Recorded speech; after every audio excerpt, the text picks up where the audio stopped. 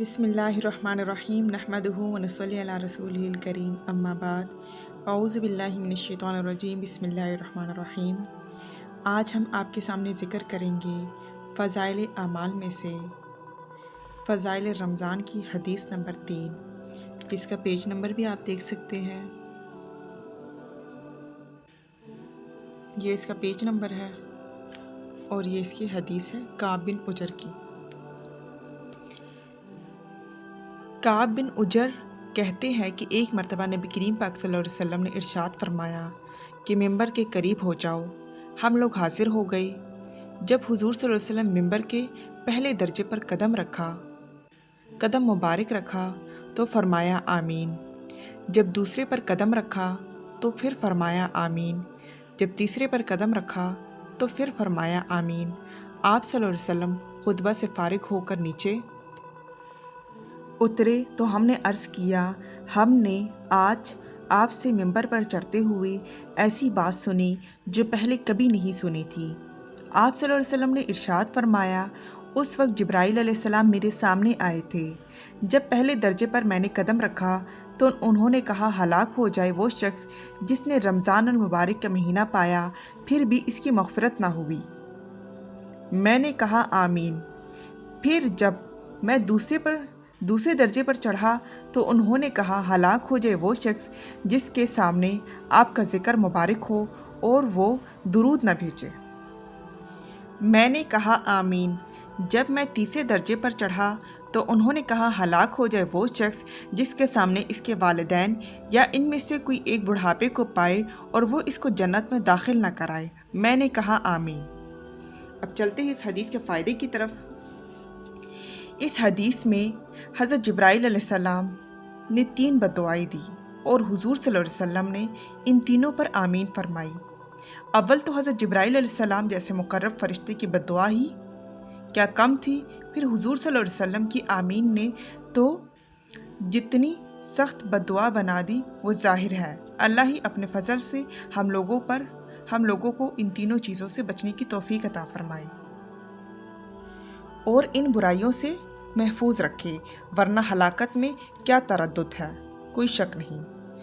دور منصور کی بعض روایت سے معلوم ہوتا ہے کہ خود حضرت جبرائیل علیہ السلام نے حضور صلی اللہ علیہ وسلم سے کہا، آمین کہو۔ حضور صلی اللہ علیہ وسلم نے فرمایا آمین، جس سے اور بھی زیادہ اہتمام معلوم ہوتا ہے۔ اول تو وہ شخص جس پر رمضان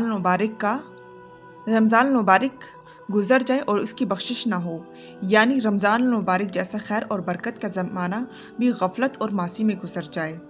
جیسے کہ رمضان المبارک میں مغفرت اور اللہ جل شانہ کی رحمت بارش کی طرح برستی ہے، پس جس شخص پر رمضان المبارک کا مہینہ بھی اس طرح گزر جائے کہ اس کی بداعمالیوں اور کوتاہیوں کی وجہ سے وہ مغفرت سے محروم رہے، تو اس کی مغفرت کے لیے اور کون سا وقت ہوگا اور اس کی ہلاکت میں کیا تعامل ہے۔ مغفرت کی صورت یہ ہے کہ رمضان المبارک کا جو کام ہے، یعنی روزہ، تراویح، ان کو نہایت اہتمام سے ادا کرنے کے بعد ہر وقت کثرت کے ساتھ اپنے گناہوں سے توبہ استغفار کرے۔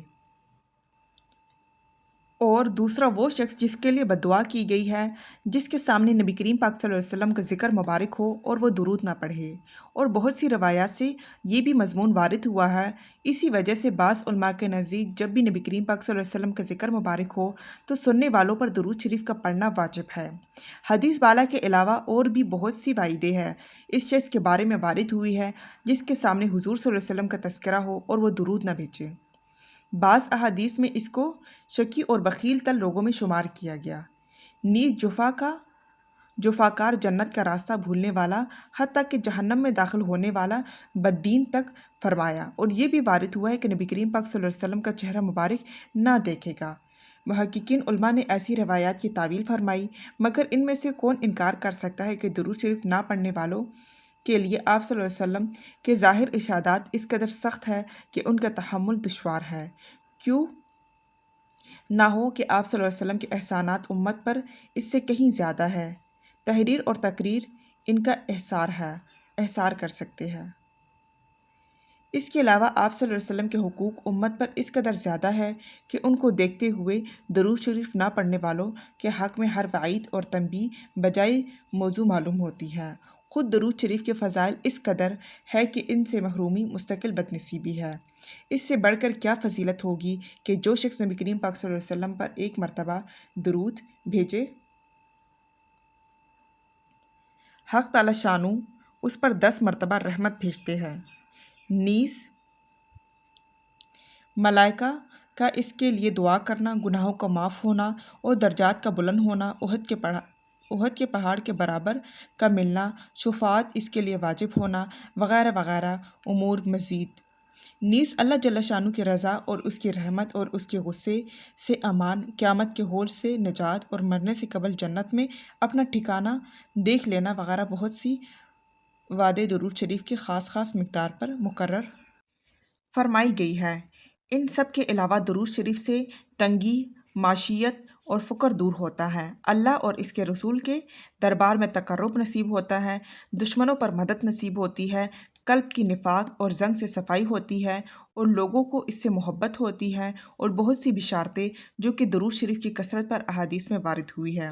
فقہا نے اس کی تصریح کی ہے، ایک مرتبہ عمر بھر میں درود شریف کا پڑھنا عموماً فرض ہے اور اس پر علماء مذہب کا اتفاق ہے۔ البتہ اس میں اختلاف ہے کہ جب نبی کریم پاک صلی اللہ علیہ وسلم کا ذکر مبارک ہو، ہر مرتبہ درود شریف پڑھنا واجب ہے یا نہیں۔ بعض علماء کے نزدیک ہر مرتبہ درود شریف پڑھنا واجب ہے اور دوسرے بعض کے نزدیک مستحب ہے۔ تیسرا، وہ شخص جس کے بوڑھے والدین میں سے دونوں یا ایک موجود ہو اور ان کی اس قدر خدمت نہ کرے جس کی وجہ سے جنت کا مستحق ہو جائے۔ والدین کے حقوق کی بھی بہت سی احادیث میں تاکید آئی ہے۔ علماء نے ان کے حقوق میں لکھا ہے، مباح امور ان کی اطاعت ضروری ہے۔ نیز یہ بھی لکھا ہے کہ ان کی بے ادبی نہ کرے، تکبر سے پیش نہ آئے اگرچہ وہ مشرک ہو، اپنی آواز کو ان کی آواز سے اونچی نہ کرے، ان کا نام لے کر نہ پکارے، کسی کام میں ان سے پیشی قدمی نہ کرے، امر بالمعروف اور نہی عن المنکر میں نرمی کرے، اگر قبول نہ کرے تو سلوک کرتا رہے اور ہدایت کی دعا کرے۔ غرض ہر بات میں ان کا بہت احترام ملحوظ ہے۔ ایک روایت میں آیا ہے کہ جنت کے دروازوں میں سے بہترین دروازہ باپ ہے، تیرا جی چاہے تو اس کی حفاظت کر یا اس کو ضائع کر دے۔ ایک صحابی رضی اللہ تعالیٰ عنہ نے حضور صلی اللہ علیہ وسلم سے دریافت کیا، والدین کا کیا حق ہے؟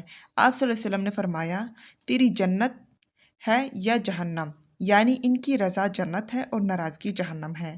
ایک حدیث میں آیا ہے، مطیع بیٹی کی محبت اور شفقت سے ایک نگاہ والدین کی طرف ایک مقبول حج کا ثواب رکھتی ہے۔